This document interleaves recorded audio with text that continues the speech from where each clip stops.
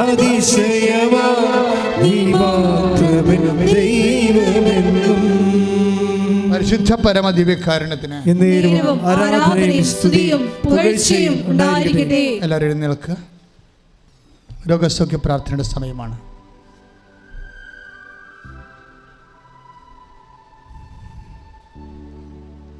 ഒരു നിമിഷം മൗനമായി ഓൺലൈനിലുള്ളവരും ഇവിടെ തീർത്ഥാടനത്തിലായിരിക്കുന്നവരും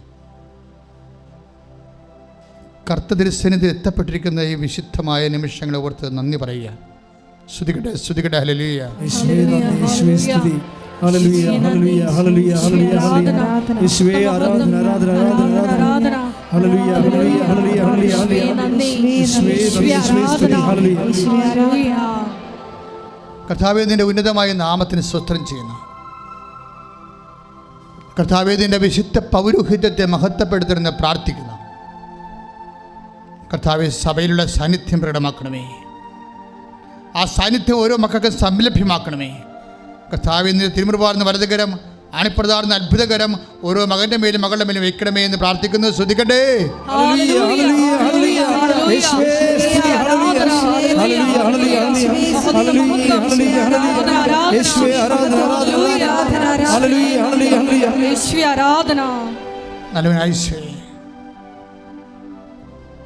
അങ്ങയുടെ അനുഗ്രഹത്തെക്കാൾ വലുതാണ് അങ്ങയുടെ സാന്നിധ്യം.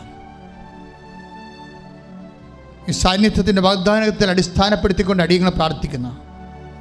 എല്ലാ രോഗികളെയും കർത്താവേ, നിന്റെ സാന്നിധ്യത്തെ സൗഖ്യമാക്കണമേ. നിന്റെ ആണിപ്രദാർന്ന വലതുകരം തിരുമുറുവാർന്ന അത്ഭുതകരം ഉദരരോഗികളുടെ മേൽ വെക്കണമെന്ന് പ്രാർത്ഥിക്കുന്നു. കർത്താവേ, അങ്ങയുടെ ആണിപ്രദാർന്ന വലതുകരം തിരുമുറുവാർന്ന അത്ഭുതകരം ശ്വാസകോശങ്ങളുടെ രോഗികളുടെ മേൽ വെക്കണമെന്ന് പ്രാർത്ഥിക്കുന്നു. കർത്താവേ, ഉദരരോഗങ്ങൾ, ക്യാൻസർ രോഗങ്ങൾ, ശ്വാസകോശ രോഗങ്ങൾ, ഹൃദയരോഗങ്ങൾ, കരൾ രോഗങ്ങൾ കർത്താവിൻ്റെ രക്തത്തിൽ കഴുകപ്പെടട്ടെ. ശ്രദ്ധിക്കട്ടെ, ശ്രദ്ധിക്കട്ടെ.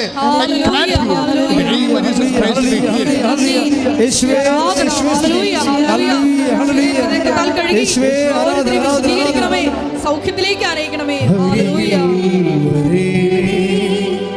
സദയം തൊടേടേ സുഖമായി എന്നെ ഉള്ളം അരികിൽ വരേണേ. സദയം തൊടേടേ സുഖമായി എന്നെ ഉള്ളം. കർത്താവേ, നിന്റെ തിരുമുറുപാർന്ന വലതുകരം ആണിപ്രദാർന്ന അത്ഭുതകരം നടുവേദനയുള്ളവരെ സ്പർശിക്കണമേ. കർത്താവേ, നടുവിന് ബെൽറ്റ് കെട്ടിക്കൊണ്ട് നടക്കുന്നവരെ സ്പർശിക്കണേ. കർത്താവേ, കുരിഞ്ഞോ നിവരാനോ കിടക്കാനോ തിരിയാനോ അറിയാനോ പറ്റാതെ അസ്ഥികളും വേദനകളും ദ്രവിപ്പുള്ളവരെ സ്പർശിക്കണമേ. യേശു ക്രിസ്തുവിന് ഉന്നതമായ നാമത്തിൽ അസ്ഥിരോഗികളും അസ്ഥിക്കുഴകളും വിഷമമുള്ളവരും വേദനിക്കുന്നവരും നടുവേദനയുടെ രോഗികളും ഈ നിമിഷം യേശു നാമത്തിൽ സൗഖ്യമാകട്ടെ. ശ്രദ്ധിക്കട്ടെ.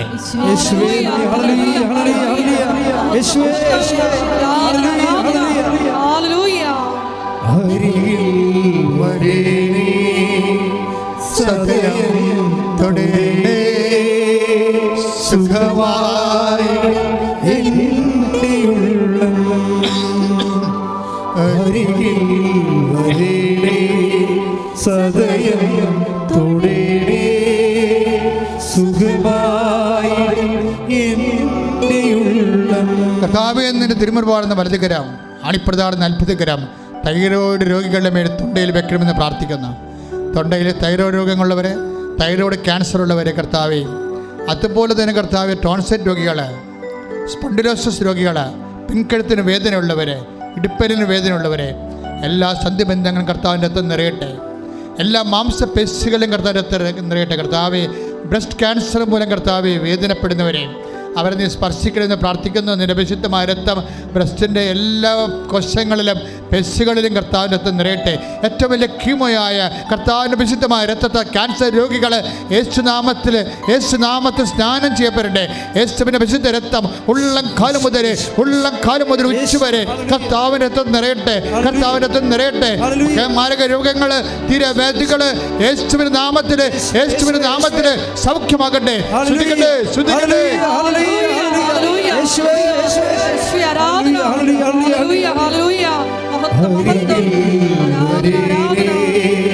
സദയം തൊടേടേ സുഖമായിടും എൻ്റെ ഉള്ളം.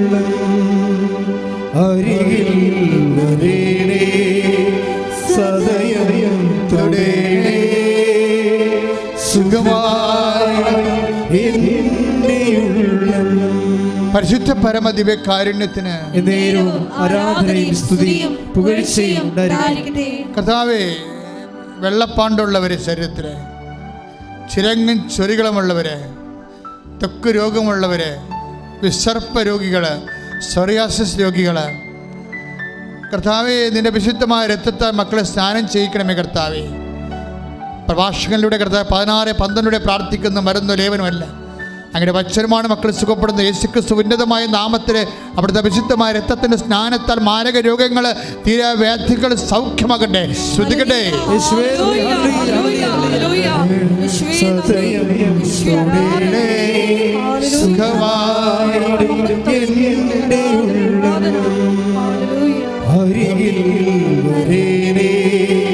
സദയം തൊടേണേ സുഖമായിടും എൻ്റെ ഉള്ളം. ഉദരാശയത്തിൽ വേദനയുള്ളവരെ പൊക്കിൻ്റെ താഴെ കൈവച്ചുകൊണ്ട് പ്രാർത്ഥിച്ചുകൊണ്ടിരിക്കേണ്ടതാണ്.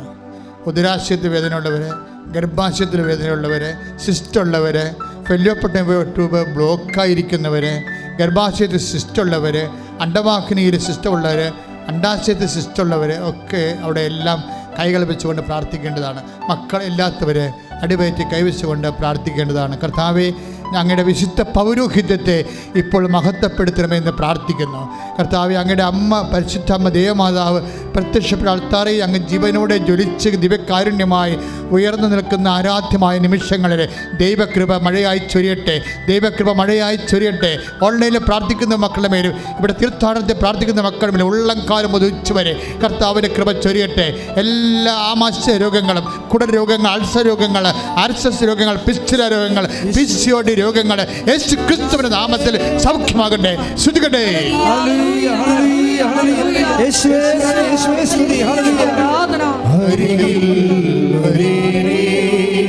സദയം തൊടേണേ സുഖമായിടും എൻ്റെ ഉള്ളം. അരികിൽ വരേണേ സദയം തൊടേണേ സുഖമായിടും എൻ്റെ ഉള്ളം. പരിശുദ്ധ പരമ ദിവ്യകാരുണ്യത്തിന് എന്നേരവും ആരാധനയും സ്തുതിയും പുകഴ്ചയും ഉണ്ടായിരിക്കട്ടെ. കർത്താവേ, നിന്റെ ഉന്നതമായ നാമത്തിന് സ്വസ്ഥം ചെയ്യുന്ന കരള് രോഗികളെ സ്പർശിക്കണമേ. കർത്താവേ, കളർ വ്യത്യാസമുള്ളവരെ, വീക്കമുള്ളവരെയും സ്പർശിക്കണമേ. ശ്വാസകോശം ചുരുങ്ങിപ്പോകുന്നവരെ സ്പർശിക്കണമേ. ബ്രെയിൻ ചുരുങ്ങിപ്പോകുന്നവരെ സ്പർശിക്കണമേ. കർത്താവെ, കിഡ്നി ചുരുങ്ങിപ്പോകുന്നവരെ സ്പർശിക്കണം. കർത്താവെ, നിന്റെ വിശുദ്ധമായ രക്തത്താൽ, നിന്റെ വിശുദ്ധമായ വലങ്കരങ്ങളാൽ ചുരുങ്ങിപ്പോകുന്ന മുഴുവൻ അവയവങ്ങളുടെ മേൽ കർത്താവിന്റെ വലതുകരം പതിക്കട്ടെ.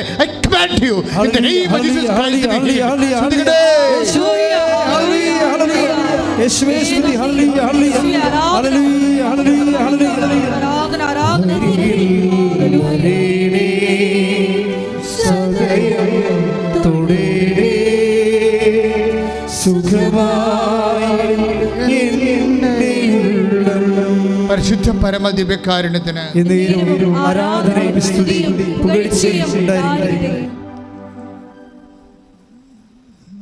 മനസ്സിൽ മൗനമായി പ്രാർത്ഥിക്കേണ്ടതാണ്. ഇവിടെ വിളിച്ചു പറയാത്ത രോഗങ്ങളെ ഓർത്ത് സമർപ്പിക്കേണ്ടതാണ്. അസ്ഥി ഉരുക്കമുള്ളവർ, അറിയാതെ മൂത്രവും മലവും രക്തവും ഒക്കെ പോകുന്നവർ, സ്രാവരോഗികൾ, കൺട്രോളില്ലാതെ പോകുന്നവർ, അവരെല്ലാം അടിവയറ്റി കൈവച്ചുകൊണ്ട് കർത്താവിൻ്റെ കണ്ണീരോടെ അവിടെ സ്പർശിക്കാൻ വേണ്ടി പ്രാർത്ഥിക്കുക. മൂത്രത്തിന് പകരം പ്ലാസ്റ്റിക് ട്യൂബുകളൊക്കെ ഉപയോഗിക്കുന്നവർ, കിടപ്പിലായപ്പോൾ രോഗികളെ ഇപ്പോൾ ഓർത്ത് കർത്താവിൻ്റെ പരിശുദ്ധാമ്മയുടെ മാധ്യസ്ഥത്തിൽ ഈശോയ്ക്ക് കൈയേൽപ്പിക്കുക. കർത്താവേ, നിന്റെ വിശുദ്ധ പൗരോഹിത്യത്തെ നീ മഹത്വപ്പെടുത്തണമേ. കർത്താവേ, സഭയിലുള്ള സാന്നിധ്യം പ്രകടമാക്കണമേ. കണ്ണിന് കാഴ്ചക്കുറവുള്ളവരെ സ്പർശിക്കണമേ. കർത്താവേ, മുടിക്കൊഴിഞ്ഞു പോകുന്നവരെ സ്പർശിക്കണം. ചെവിക്ക് കേൾവിക്കുറവുള്ളവരെ, കർത്താവെ സ്പർശിക്കണമേ. ശരീരത്തിൻ്റെ വ്യത്യസ്തങ്ങളായ അവയവങ്ങൾക്ക് പ്രഷർ പോകുന്നവരെ, കുറയുന്നവരെ സ്പർശിക്കണമേ കർത്താവെ. കടുത്ത ഷുഗർ രോഗികളെയും പ്രഷർ രോഗികളെയും സ്പർശിക്കണമേ കർത്താവെ. ഉറക്കമില്ലാത്തവരെ സ്പർശിക്കണമേ കർത്താവെ.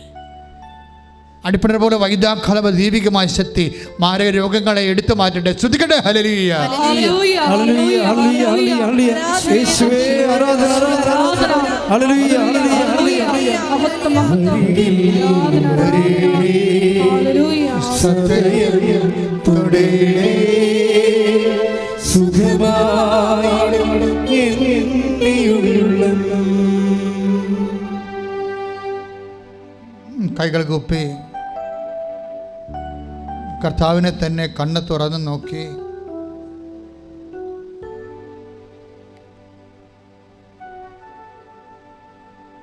നിങ്ങളുടെ ജീവിതാവസ്ഥകളിലേക്ക് അമ്മമാതാവിൻ്റെ മാധ്യസ്ഥം യാചിച്ച് ഇവിടെയുള്ളവരും ഓൺലൈനിലുള്ളവരും ജാഗ്രത പാലിക്കുക.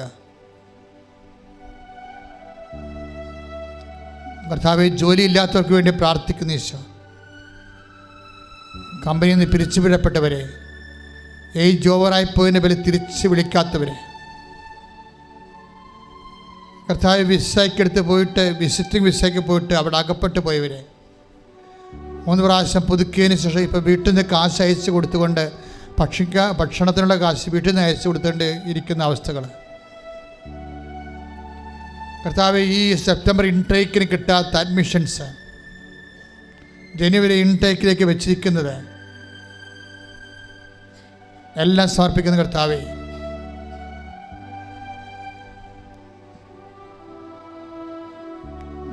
കർത്താവെ, ജോലി കിട്ടിയതിന് ശേഷവും പല ടെക്നിക്കലായിട്ടുള്ള സർവീസ് നിയമപരമായ പ്രശ്നങ്ങൾ വിഷമിക്കുന്നവരെ അവരെല്ലാം അങ്ങേക്ക് ഏൽപ്പിക്കുന്ന കർത്താവേ, അർഹതപ്പെട്ട പണം പെൻഷനായാലും മറ്റു വിധത്തിലായാലും കൈമോശം വന്നതും മറ്റുള്ളവർക്ക് കൊടുത്തതും കിട്ടാത്തതിൻ്റെ പേരിൽ വേദനിച്ച് നിത്യവൃത്തി പോലും വിഷമിക്കുന്ന ആൾക്കാരെ മേൽ കർത്താവിൻ്റെ കാരുണ്യം ചൊരിയാൻ വേണ്ടി പ്രാർത്ഥിക്കുന്ന കർത്താവേ, ഇപ്പോൾ പുതുതായിട്ട് പരീക്ഷ എഴുതാൻ പോകുന്ന മക്കൾ, പ്രൊഫഷണൽ പരീക്ഷകൾക്ക് ഒരുങ്ങിക്കൊണ്ടിരിക്കുന്നവർ, അതിൻ്റെ റിസൾട്ട് പ്രതീക്ഷിച്ചുകൊണ്ടിരിക്കുന്നവർ, റീവാലുവേഷന് കൊടുത്തിരിക്കുന്നവർ എല്ലാവരെയും ഏറ്റെടുക്കണമെന്ന് പ്രാർത്ഥിക്കുന്ന കർത്താവേ, വലിയ കടങ്ങൾ പെട്ടിരിക്കുന്നവർ, വലിയ കടങ്ങളുടെ ജപ്തി നടപടി നേരിടാൻ പോകുന്നവർ, അതിൻ്റെ പേര് സ്ഥലം വിൽക്കാൻ വേണ്ടി പ്രാർത്ഥിക്കുന്നവർ, സ്ഥലം വിറ്റ് കിട്ടാൻ ആഗ്രഹിക്കുന്നവർ, പാകോടമ്പടി നടക്കാത്തവർ, പാകോടമ്പടി നടക്കാൻ സാങ്കേതികമായ നിയമ തടസ്സമുള്ളവർ, അവരെല്ലാവരും സമർപ്പിച്ച് പ്രാർത്ഥിക്കുന്ന കർത്താവേ, വിവാഹ തടസ്സമുള്ളവർ, വിവാഹം നടക്കാത്തവർ, വിവാഹം നടക്കുന്ന തടസ്സങ്ങൾ, പലതരത്തിലുള്ള തടസ്സങ്ങൾ നിലനിൽക്കുന്നവർ എല്ലാവരും സമർപ്പിച്ചും കർത്താവേ, കേസ് അകപ്പെട്ടിരിക്കുന്നവർ, ജയിലിൽ കിടക്കുന്നവർ, വിദേശത്തും സ്വദേശത്തും ജയിലിൽ കിടക്കുന്നവരെ അവിടെ കണ്ണുനീര് നീ കാണണമെന്ന് പ്രാർത്ഥിക്കുന്ന കർത്താവേ, ദൈവത്തിൻ്റെ കരുണ ചൊരിയട്ടെ. എല്ലാ ചങ്ങലകളും യേശു ക്രിസ്തുവിന്റെ നാമത്തിൽ മുറിഞ്ഞു മാറട്ടെ.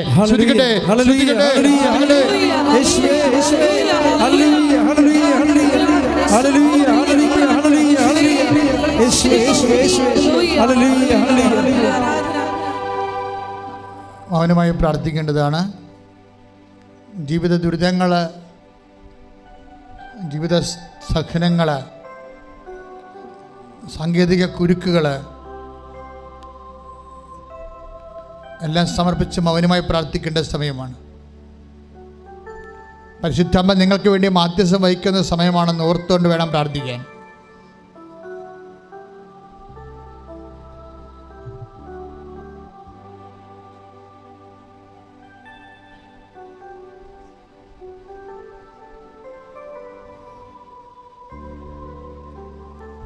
ഇരിക്കുക. സ്ഥാപനാശീർവാദത്തിന് മുമ്പ് 1-2 അറിയിപ്പുകളുണ്ട്. ഈ കൃപാസനത്തിൻ്റെ പ്രോഗ്രാം എടുത്തുകൊണ്ട് മറ്റ് സ്വകാര്യ ചാനലുകൾ അപ്പ് ചെയ്യുന്നുണ്ട്. അപ്പോൾ എപ്പോഴും നമ്മൾ ചെയ്യേണ്ടത്, നിങ്ങൾക്ക് എന്തെങ്കിലുമൊക്കെ നിങ്ങളുടെ ഒരു വികാരാംശം വെച്ചുകൊണ്ട് കൃപാസനത്തിൻ്റെ സാക്ഷ്യങ്ങളെ കൈകാര്യം ചെയ്യരുത്. അതിനൊരു എബവ് ഒരു വലിയൊരു സ്റ്റാൻഡേർഡായിട്ടാണ് നമ്മളത് ചെയ്യണത്. അപ്പോൾ നിങ്ങളിവിടെ ഒളിച്ചും പാത്തും വന്ന് ക്യാമറ എടുത്തിട്ട് ആരെങ്കിലും എന്തെങ്കിലും പറയണത് കൊണ്ട് സാക്ഷ്യമായിട്ടിടുമ്പോൾ അത് ശുശ്രൂഷക ദോഷമാണ് ചെയ്യണത്. ഗുണം ചെയ്യണില്ല. ഞങ്ങൾ ചെയ്ത ഹെഡിങ് നിങ്ങൾ മാറ്റരുത്. ഇവിടുത്തെ സാക്ഷ്യത്തിൻ്റെ ഹെഡിങ് വ്യാഖ്യാനിക്കാൻ നിങ്ങൾക്ക് ചുമതലയില്ല. കാര്യം ഞങ്ങൾക്ക് ആ ഉടമ്പടിയുടെ ഹെഡിങ്സ് ഉണ്ട്. അതിൻ്റെ ആ ഹെഡിങ് നിങ്ങൾക്ക് വേണമെങ്കിൽ ഇടാം, പക്ഷേ വേറെ ഹെഡിങ് നിങ്ങൾ ഇടരുത്. ഇട്ട് കഴിഞ്ഞാൽ ഉള്ള പ്രശ്നം അത് ഞങ്ങളാണെന്ന് ആൾക്കാർ തെറ്റിദ്ധരിക്കും. പലപ്പോഴും ഒക്കെ ഒരു പിന്നെ ചീപ്പ് ഹെഡിങ്ങായി ഇടുന്നത്, വളരെ വൈകാരികമായിട്ട് ഒരു വിദ്യാഭ്യാസം ഇല്ലാത്ത തരം ഹെഡിങ്ങായി ഇടുന്നത്. കാര്യം പൊതുജനങ്ങൾ വളരെ ശ്രദ്ധയോടെ നോക്കുന്ന ഒരു സംഭവമാണ് കൃപാസന സാക്ഷ്യങ്ങൾ. അപ്പോൾ അതിങ്ങനെ ചുമ്മാ ഒരു ഉത്തരവാദിത്വം ഇല്ലാത്ത രീതി ചെയ്യുമ്പോൾ പലരും എന്നെ വിളിച്ച് ചോദിക്കും, അത് നിങ്ങളുടെ ഒഫീഷ്യൽ ചാനലാണോ? ഞാൻ പറഞ്ഞു അല്ല, കൃപാസനത്തിൽ ഒറ്റ ചാനലേ ഉള്ളൂ, അച്ഛൻ്റെ പടമുള്ള ഒറ്റ ചാനലേ ഉള്ളൂ. മറ്റുള്ളവരെല്ലാം സ്വകാര്യമായിട്ട് ചെയ്യണതാണ്. ചെയ്യേണ്ടതെന്നൊന്നും പറയേണ്ട കാര്യം നമുക്കില്ല. പക്ഷേ അവർ ചെയ്യുമ്പോൾ അത് നമുക്ക് ദോഷമായി മാറുന്നുണ്ട്. അത് ഇവിടെ വന്ന് പത്ത് നിന്നുകൊണ്ട് പലരും പറയണത് ഞങ്ങളങ്ങ് ഇവിടെ സാക്ഷ്യം പറയണത് സാക്ഷ്യം സത്യമായത് കൊണ്ടാണ്. പക്ഷേ അതിന് ക്വാളിറ്റി ഉണ്ടാകത്തില്ല. ക്വാളിറ്റിയുള്ള സാക്ഷ്യം മാത്രമേ നമ്മൾ അപ്പ് ചെയ്യത്തുള്ളൂ. കാര്യം ഉടമ്പടി കണ്ടൻസ് ഉണ്ടാകണം, ടൈം ഷോട്ട് ചെയ്യണം, മേജർ ഡ്യൂട്ടി നടക്കണം, നോട്ട് ബൈ മെറിറ്റ് വർക്ക് ചെയ്യണം, അങ്ങനെ കുറേ കാര്യങ്ങളുണ്ട്. അല്ലെങ്കിൽ അത് സാധാരണ സാക്ഷ്യമായി പോകും. അപ്പോൾ സ്വാഭാവികമായിട്ട് അതിപ്പോൾ നൊവേന കൂടിയാൽ അതൊക്കെ നടക്കും. പക്ഷേ ഉടമ്പടിയുടെ തനത് സാക്ഷ്യങ്ങളുണ്ട്. അതാണ് ഞങ്ങൾ സെലക്ട് ചെയ്തത്. അപ്പോൾ അതുകൊണ്ട് നിങ്ങൾ ഇടുന്നവർ ഇവിടെ ഇടുന്ന സാക്ഷ്യങ്ങൾ എടുത്തിടുന്നതിന് കുഴപ്പമില്ല. ഞങ്ങൾക്കിപ്പോൾ വ്യൂവേഴ്സ് കുറഞ്ഞാലും കുഴപ്പമില്ല. കർത്താവ് നമ്മളെ പക്ഷേ അത് നമുക്ക് ഉപദ്രവം ചെയ്യത്തില്ല. അപ്പോൾ അതൊരു സ്റ്റാൻഡിങ് ഇൻസ്ട്രക്ഷനായിട്ട് മറ്റു ചാനലുകാർ എടുക്കണമെന്ന് പ്രത്യേകം ഓർപ്പിക്കുന്നു.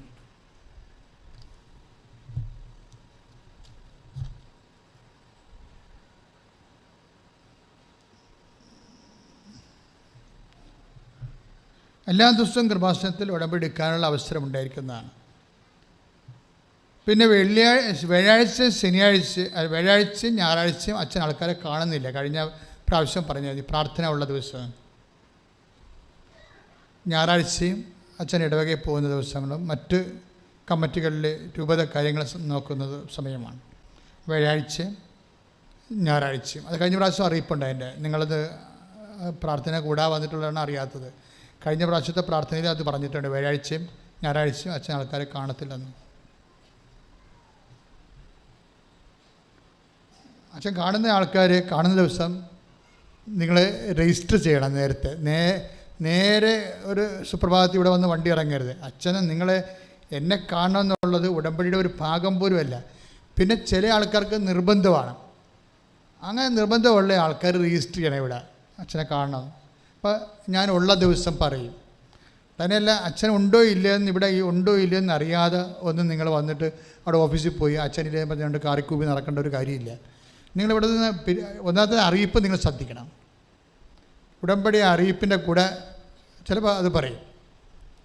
പിന്നെ കാണാൻ ഉദ്ദേശിക്കുന്നവർ നേരത്തെ വിളിച്ച് പിറ്റേ തലേ ദിവസമെങ്കിലും ഒന്ന് വിളിച്ച് ചോദിക്കണം അച്ഛനുണ്ടോ അവിടെ. അപ്പോൾ ഉടമ്പടി എടുത്തിരിക്കണം, അത് വേറെ വിഷയം. ഉടമ്പടി കറക്റ്റായിരിക്കണം. അല്ല ഉടമ്പടി കറക്റ്റാകാതെ 2019-20 ഉടമ്പടി എടുത്തിട്ട് അത് ഒന്നും ചെയ്യാതെ ഇപ്പോൾ ഒരു അത്യാവശ്യം അപ്പോൾ അത് മരിച്ചുകൊണ്ട് വന്നാൽ അത് വർക്ക് ചെയ്ത്. കാരണം നിങ്ങൾ ഉടമ്പടിയിലല്ലെന്ന് പറയും. ഉടമ്പടി അല്ലല്ലോ. 90 ദിവസം ഗ്യാപ്പായാൽ നിങ്ങൾ ഉടമ്പടിയിലല്ല, തീർന്നു. പിന്നെ നിങ്ങൾ രണ്ടാമത് പുതുക്കിയാണ് ഉടമ്പടിയിലാകേണ്ടത്. കാരണം ഉടമ്പടി എന്ന് പറയുന്നത് ഈ റേഷൻ കാർഡ് പുതുക്കണ പോലെ പരിപാടിയല്ല. അതിന് ആ കൃപയിലേക്ക് വരേണ്ട എല്ലാ ഫോർമാറ്റും കീപ്പ് ചെയ്യണം. അതുകൊണ്ട് ശ്രദ്ധിക്കണം.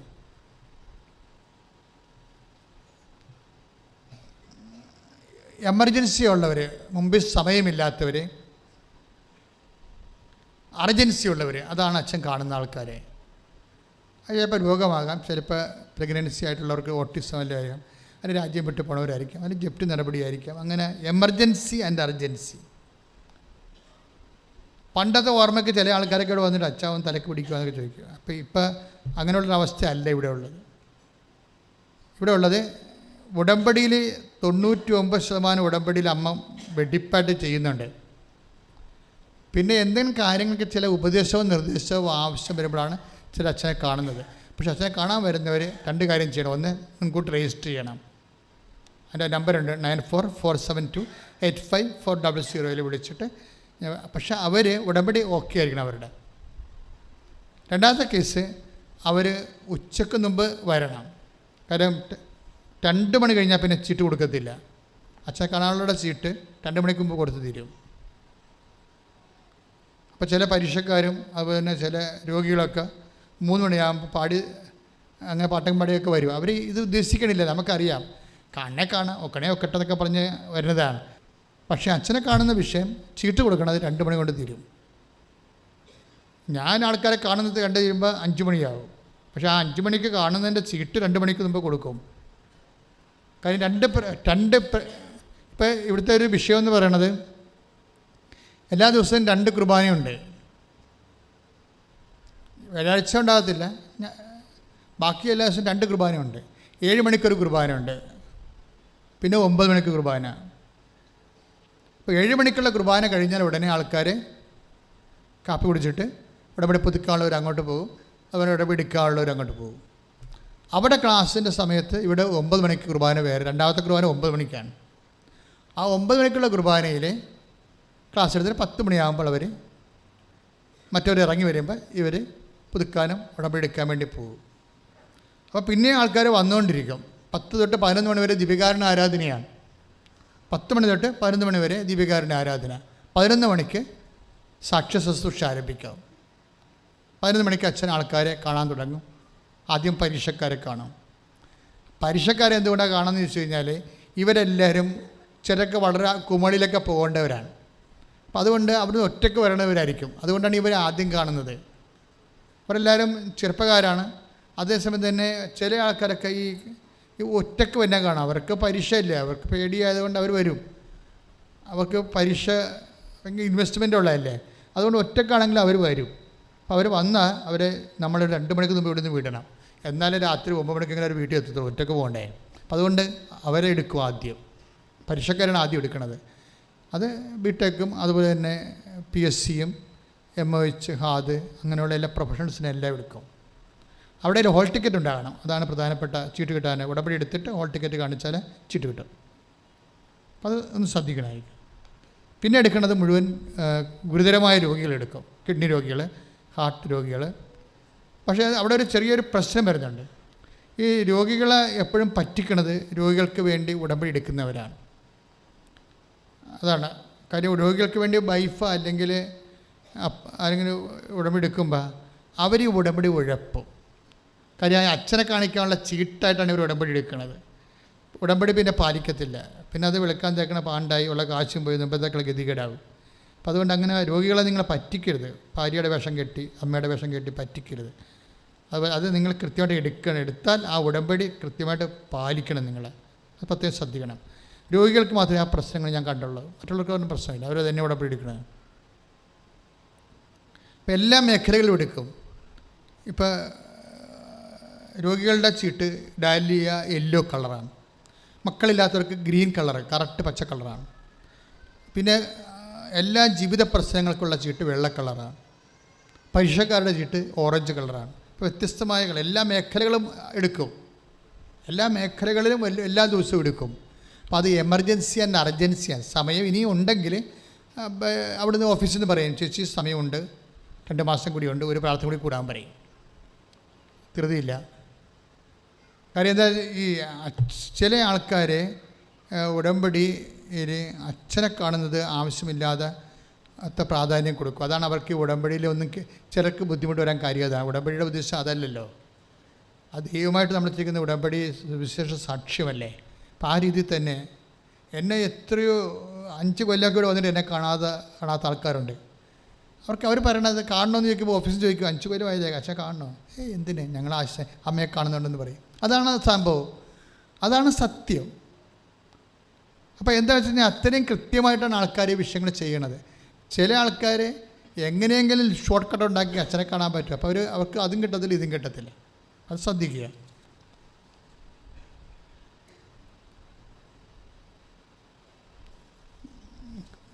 കൃപാസനത്തിൽ ടെക്നിക്കൽ ഹാൻഡ്സിന് ആവശ്യമുണ്ട്. അവനെ കൃപാസന ശുശ്രൂഷയ്ക്ക് 3 മാസമോ 6 മാസമോ 1 കൊല്ലമോ ഒക്കെ വർക്ക് ചെയ്യാനും ഫുൾ ടൈമായിട്ട് വർക്ക് ചെയ്യാൻ ആഗ്രഹിക്കുന്നവർക്ക് ഈ നമ്പറിൽ വിളിക്കാം. 22 82 81 29 75 11. പിന്നെ കൃപാസനത്തിൽ താമസിക്കാൻ ആഗ്രഹിക്കുന്നവരുണ്ട്. തീർത്ഥാടകരായിട്ട് വരുന്നവർ, അവർ 2 ദിവസം 1 ദിവസമോ 3 ദിവസമൊക്കെ താമസിച്ച് ധ്യാനം കൂടാൻ ശുശ്രൂഷ പങ്കെടുക്കാൻ ആഗ്രഹിക്കും. അവർക്ക് വേണ്ടി നമ്മളൊരു ബിൽഡിംഗ് ചെയ്യുന്നുണ്ട് തീർത്ഥാടകർക്ക് വേണ്ടി. അത് നിങ്ങൾക്ക് വേണമെങ്കിൽ അതിൻ്റെ അകത്ത് പങ്കാളിത്തം കിട്ടും. നിങ്ങൾ ഈ നമ്പർ വിളിച്ചാൽ മതി. 94 47 69 68 15. അതിൻ്റെ ഇനിഷ്യൽ എമൗണ്ട് ഉണ്ട്. അത് കൊടുത്താൽ നിങ്ങൾക്ക് 1 വർഷം 4 ദിവസം ഫ്രീ ആയിട്ട് കിട്ടും. അങ്ങനെ 5 വർഷത്തേക്ക് ഫ്രീ ആയിട്ട് മുറി കിട്ടും. എല്ലാ 2-ാം ചൊവ്വാഴ്ചകളിലും തമിഴ് ഉടമ്പടി ഉണ്ടാകും. അന്നാണ് ഈ ചാരിറ്റി മിഷൻ വർക്കേഴ്സ് വരേണ്ടത്. നിങ്ങൾ കൊണ്ടുവരുന്ന വസ്ത്രങ്ങളില്ലേ, അത് രോഗികൾക്ക് വേണ്ടി കൊടുക്കുന്നതിനാണ് ചാരിറ്റി മിഷൻ എന്ന് പറയുന്നത്. അതിനോട് ബന്ധപ്പെട്ട് എന്തെല്ലാം സംഭവങ്ങൾ ആൾക്കാരെ സഹായിക്കുന്ന ഒരു സംവിധാനമാണത്. അതിൽ പങ്കെടുക്കാനും പ്രാർത്ഥിക്കാനും അതിൽ പങ്കെടുക്കാനും അതിൻ്റെ ഭാഗമാകാനും ആഗ്രഹിക്കുന്നവർ 2-ാം ചൊവ്വാഴ്ചയാണ് വരേണ്ടത്. യൂട്യൂബ് ചാനൽ ഇന്ന് തന്നെ സബ്സ്ക്രൈബ് ചെയ്യേണ്ടതാണ്. അതുപോലെ തന്നെ സാക്ഷ്യം ഷെയർ ചെയ്യേണ്ടതാണ്. അതാണ് ഇതിൻ്റെ സുവിശേഷ വേല.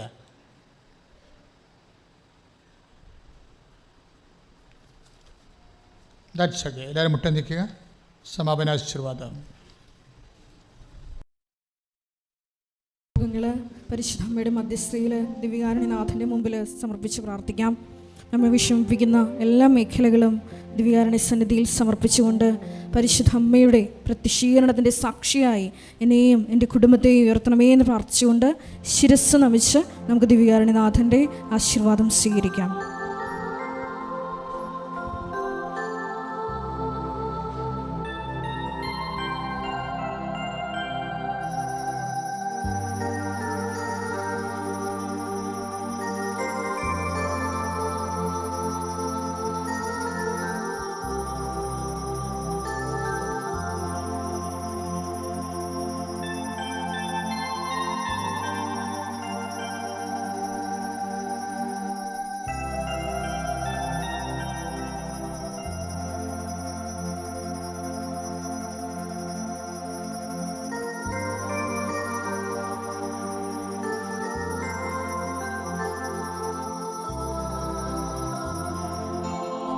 പരിശുദ്ധ പരമമാ ദിവ്യകാരുണ്യമേ, എന്നുമെന്നും അങ്ങേക്ക് ആരാധന. പരിശുദ്ധ പരമമാ ദിവ്യകാരുണ്യമേ, എന്നുമെന്നും അങ്ങേക്ക് ആരാധന. പരിശുദ്ധ പരമമാ ദിവ്യകാരുണ്യമേ, എന്നുമെന്നും അങ്ങേക്ക് ആരാധന.